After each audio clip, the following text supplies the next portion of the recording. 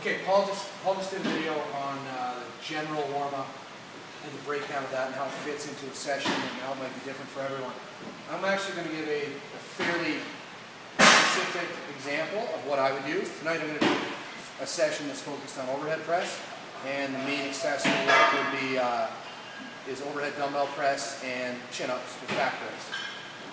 Obviously, for me as a strongman competitor, my focus there is to get the overhead press up and develop the muscles that are going to support that. My general warm-up, what I'm going to do, and what I've been doing for a while now, just to hold myself a little bit accountable but give myself some flexibility so I don't want to blow my head off, is this little outline. Each workout, before every workout, even if it's only an upper body session, only a lower body session, I'm going to do this work for the entire body. I'm going to do 3 hip mobility focus drills, I'm going to do 2 thoracic mobility focus drills, 2 scapular exercises, 2 glute activation exercises, and 2 midsection exercises.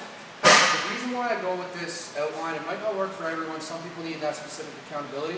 For me, this stuff is largely pretty boring, and I don't like to do it. That's why I put it first. If I put it at the end of the session, this prehab rehab stuff, I'm going to blow it off every single time. And I know that's brutal for a coach to say, but I'm realistic and I just want to get it done. I give myself this outline because it gives me a bit of flexibility, and I'm going by the adage that doing something in this category is better than getting there and saying, oh, I don't want to do those 2 thoracic exercises I had for today, and not do it at all. So the reality of the situation for me is, with these I have the knowledge to put something into these categories. I generally mix it around throughout the week and get through all the movements that I need to do. Occasionally I'll go back and review my log and see if I'm favoring something and avoiding something else, and try to look at the reasons on why I'm doing that. It might be because I like something or I hate something else, but whatever. Nobody's going to die from too many scap wall slides. So tonight what I'm going to do, and it might not be in this order. I know what the optimal order is, and given my needs tonight, it's probably this, but I'm just going to circulate and get all these things done.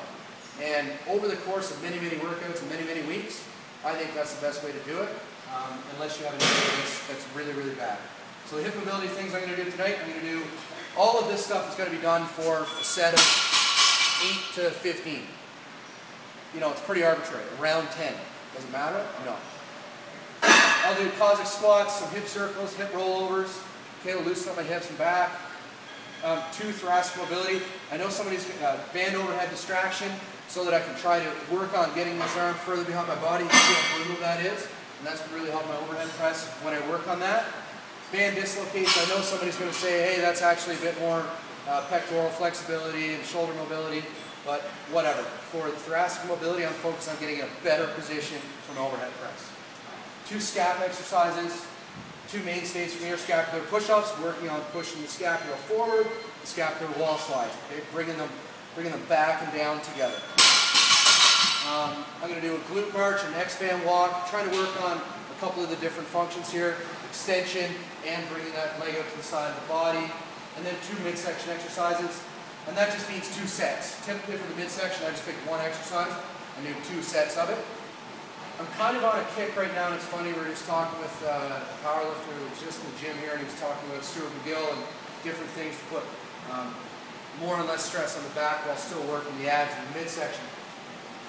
I herniated a disc last April and then competed with it all throughout the strongman season, which is obviously stupid, but I wanted to compete, so I did it anyways. And I re-injured it pretty bad in September, not in competition.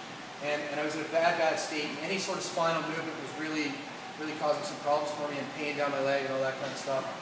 Textbook symptoms of a herniated disc. And so I'm more focused on the midsection stability work, and that's just personally what I'm doing. So I'm doing plank type stuff, fallout type exercises on the TRX bands or blast straps, pull-off presses with a band or pull-off presses with cables. Anything where I'm avoiding, where I'm locking in the midsection, I'm locking the pelvis to the rib cage and I'm not letting it move, whether it's resisting rotation or resisting extension, flexion, whatever. You could just as easily put in your weighted sit-ups or your ab pull-downs there, and that's going to be all fine and dandy too. Then, that's our general. I'm not going to start any of the specific stuff until all my general is done. And this might take me 10 or 15 minutes. Depends on how much I'm talking. Specific. Military press focus, so I'm going to go over, I'll probably do a set or 2 push-ups. You know, a while ago I can remember my elbows really bothered me, and I would do some curls and push downs for a specific warm-up for pressing exercises. But today I'll probably just do some push-ups, do a few sets of light body rows.